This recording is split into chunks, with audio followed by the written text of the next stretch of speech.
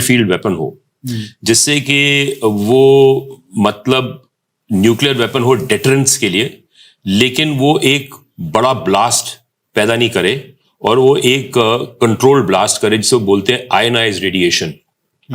जबकि आप एक टैक्टिकल न्यूक्लियर वेपन फेंकेंगे और वो एक्सप्लोड होगा, तो उसमें से जो रेडिएशन निकलती है वो केवल जो शरीर के एटम्स और मॉलिक्यूल्स हैं उनको नष्ट करता है, और फिजिकल मैटर में जैसे शीशा है या और कोई फिजिकल सब्सटेंस है उसके एटम्स और मॉलिक्यूल्स को नष्ट करता है।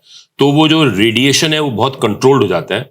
तो सिर्फ वो लोग जो उसके दायरे में होते हैं या जो ऑब्जेक्ट्स उसके दायरे में होते हैं वो खत्म हो जाते हैं, भस्म हो जाते हैं। तो सर जैसे न्यूक्लियर जो कन्वेंशनल न्यूक्लियर वेपन है और जो ये टैक्टिकल न्यूक्लियर वेपन है, इसमें एग्जैक्टली अंतर कितना होता है? क्या विध्वंस कम होता है या क्या है? हाँ, ये उसका जो टनेज ये सब किलोटॉन है। अच्छा। तो उसका जो एक्सप्लोजिव पावर है वो उसको किलोटॉन्स में और मेगाटॉन्स में मेजर करते हैं। तो जो बड़े बड़े जो बैलिस्टिक मिसाइल से भेजे जाते हैं तो वो सारे यूरेनियम प्रोसेस से बनते हैं। ये जो टैक्टिकल न्यूक्लियर वेपन्स है ये प्लूटोनियम के जरिए बनते हैं, और पाकिस्तान में इनकी कैपेबिलिटी नहीं थी। तो 2010 में इंडियन आर्मी ने एक कोल्ड स्टार्ट डॉक्ट्रिन बनाया था कि हम आर्मर का थ्रस्ट करेंगे पाकिस्तान के अंदर जो कभी लड़ाई होने की संभावना होगी। तो उसके डिफेंस में उन्होंने उनके मतलब स्ट्रेटेजिस्ट ने ये टैक्टिकल न्यूक्लियर वेपन्स इवॉल्व किए। तो उन्होंने एक मिसाइल डेवलप की कॉल्ड द नसर मिसाइल, जिसका 60 किलोमीटर का रेडियस है। और वो मिसाइल एक चाइनीज लॉन्चर, ट्रांसपोर्टर और इंक्लाइनर, वो उसको जो एंगल देती है उसकी टेलीमेट्री जो है, उसकी जो इलेक्ट्रॉनिक्स है, उससे उसकी मैरिज हुई, शादी हुई है। तो मतलब वो दोनों एक साथ हैं। तो वो चाइनीज व्हीकल के बिना वो लॉन्च नहीं हो सकता। और जो वो वॉरहेड है, मेरा अंदाज है कि उन्होंने ये इसकी टेक्नोलॉजी नॉर्थ कोरिया से ली, क्योंकि इनके पास बेसिकली यूरेनियम एनरिचमेंट टेक्नोलॉजी है और वॉरहेड की जो मिनिचराइजेशन है वो इनके पास टेक्नोलॉजी नहीं थी। तो नॉर्थ कोरिया को वो टेक्नोलॉजी चाइना से मिली और फिर नॉर्थ कोरिया ने पाकिस्तान को दी। तो उन्होंने ये नसर मिसाइल डेवलप की and it's called a shoot and scoot, मतलब कि वो ट्रांसपोर्टर के जरिए टारगेट लॉन्च साइट पे आप ले जाएं, उसको आप चला दें, उसके बाद में आपका लॉन्च व्हीकल निकल जाएगा वहां से और फिर वो दूसरी मिसाइल कहीं और से लगाएगा। तो इट्स अ मोबाइल लॉन्चर। तो मतलब ये जो इस तरीके का लॉन्च होगा, तो इन्होंने ये प्लान इसलिए किया था ताकि अगर भारत मान लीजिए लाहौर साइड से एंटर करता है, थ्रस्ट करता है, तो पूरी इंडियन आर्मी के ऊपर ये लग नहीं, ये वो जो दस्ता आगे जाएगा ना, जो डिटैचमेंट जाएगा, जो टैंक्स का या सोल्जर्स का जाएगा, जवानों का जाएगा, तो उसके ऊपर ही इसका इम्पैक्ट पड़ेगा। लेकिन उनका होगा उनकी जमीन, लेकिन वो कंटेन हो जाएगा। जो उनके मतलब सराउंडिंग एरियाज पे उसका प्रभाव नहीं पड़ेगा, रेडिएशन नहीं जाएगा, उतने लोग नहीं मरेंगे, उनके जो लोग हैं। क्योंकि जब आप अपनी जमीन पे आप बॉम्ब गिराओगे तो आपके लोग भी मरेंगे। तो इसलिए उसका वो एक कंट्रोल्ड ब्लास्ट होता है। तो वो उन्होंने डेवलप किया।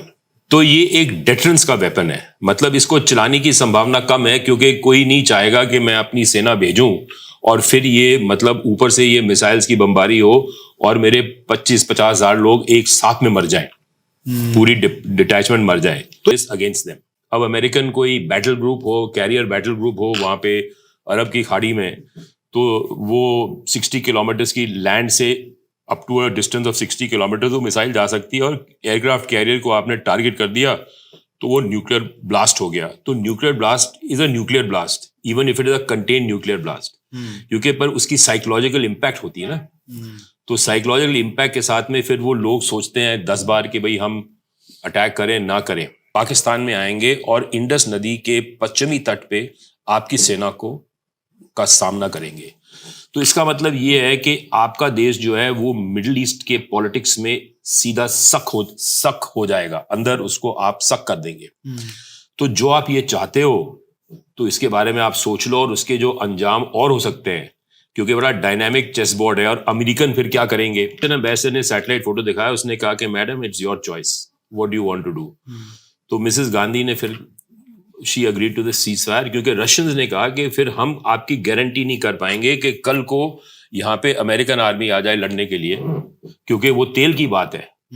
आप तो फिर वो मिडिल ईस्ट के दरवाजे पे पहुंच गए। तो फिर वो सीज फायर हुआ। अब ये उसका पाकिस्तानी ऑथर का व्यू है, और अब मैं नहीं जानता कि कितना सच है, लेकिन ये उसने एक कहानी से आ रहा है। और ये अब ये जो उन्होंने जो ये बेल्ट एंड रोड इनिशिएटिव बनाया जो ग्वादर से, क्योंकि चाइना का जो तेल आता है वो बाय जो सी आता था वो वहां से पर्शियन गल्फ से वो पूरा नीचे आके रेड सी और पर्शियन गल्फ से ये जाता था सिंगापुर की तरफ, जहां पे स्ट्रेट ऑफ मलक्का है, जहां पे उसका जो फासला है बहुत ही नैरो है, मतलब 4-5 किलोमीटर का है वो स्ट्रेट। तो वहां पे अमेरिकन नेवी और इंडियन नेवी जो है उस पे उन पे जब कोई लड़ाई हो तो उस पे दबाव डाल सकते हैं, तो उनका ट्रेड रुक सकता है। ट्रेड रुकने से, ऑयल का ट्रेड रुकने से उनको बहुत नुकसान हो सकता है। तो उन्होंने अब टैंकर्स को वहां पे ग्वादर पे आते हैं, वहां से तेल और गैस जो है पंप होता है ग्वादर से all the way through Pakistan PoK up to Xinjiang, जहां पे उसकी जरूरत है, क्योंकि 90% जो चाइना की आबादी वो नॉर्थ चाइना में है, वहां पे बिजली की भी कमी है और उनको वो तेल वहां पे पहुंचाना है। तो या तो वो साउथ चाइना से बाय पाइपलाइन आए, यहाँ ग्वादर से आए, उससे क्या होता है कि जो वो मलक्का स्टेट्स का जो उनके वो जो कमजोरी थी वो पूरी हो जाती है, वो कमजोरी हट जाती है और उनका तेल जो है महफूज रहता है और वो पाकिस्तान के जरिए ऊपर जाता है। और इसमें रशिया तो खैर अभी इन्वॉल्व है, यूक्रेन वाले में फंसा हुआ है, लेकिन क्योंकि अमेरिका और जो वेस्टर्न पावर्स हैं वो उसको यूक्रेन को सपोर्ट कर रही हैं, तो धीरे धीरे उन्होंने इंश्योर कर दिया है कि रशिया भी चाइना की तरफ कंप्लीटली चला जाए। दूसरी बात आपको ये देखना होगा कि जो रशियन वेपनरी है, जो हथियार हैं, उनकी सारी इलेक्ट्रॉनिक्स चाइना से आती है। रशिया कोई इलेक्ट्रॉनिक्स बनाता नहीं, तो सारा इंपोर्ट होके आता है। तो रशिया वैसे ही निर्भर है, क्योंकि जो सेमीकंडक्टर्स हैं वो कौन देगा, वो चाइना ही देगा ना, उनके यहाँ तो बनते ही नहीं है। तो वो तो रेफ्रिजरेटर से निकाल के और वो निकाल के हथियारों में डाल रहे थे रिवर्स इंजीनियरिंग करके, अब उनको एक सप्लाई मिल रही है। और फिर चाइना जो है उसने फैक्ट्रियां लगाई हुई हैं नॉर्थ कोरिया में, तो वहां पे जो आर्टिलरी की जो शेल्स हैं वो वहां से बन के फिर आते हैं यूक्रेन, थ्रू पाकिस्तान भी जाते हैं।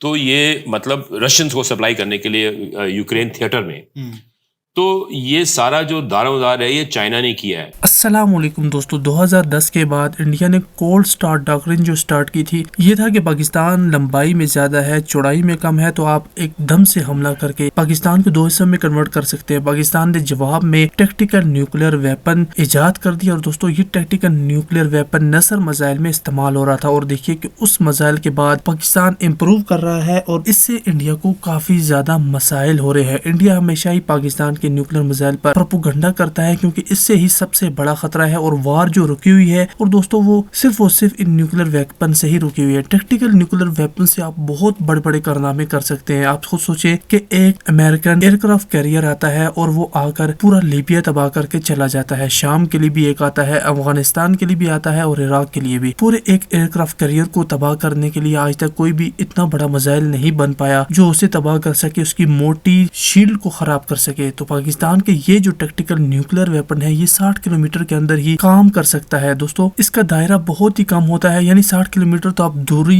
कह दें, वहां पर जाकर ये फायर होगा। उसकी दूरी 1 से 2 किलोमीटर से ज्यादा नहीं होती। अगर आप एयरक्राफ्ट कैरियर के खिलाफ भी इसे इस्तेमाल करेंगे तो ये उसे मिट्टी में मिला देगा, लेकिन दोस्तों उसके बाहर, उस एरिया के बाहर इसका रेडिएशन बिल्कुल खत्म हो जाएगा। जबकि जिस एरिया में भी आप न्यूक्लियर वेपन इस्तेमाल करेंगे वहां पर भी कुछ टाइम बाद इसकी रेडिएशन खत्म हो जाएगी। ये प्लूटोनियम बम है, ये पाकिस्तान की बहुत बड़ी कामयाबी है जिसका खमियाजा आज भी भारत भुगत रहा है और पाकिस्तान पर हमला करने से पहले वो 10 से 12 बार सोच रहा है।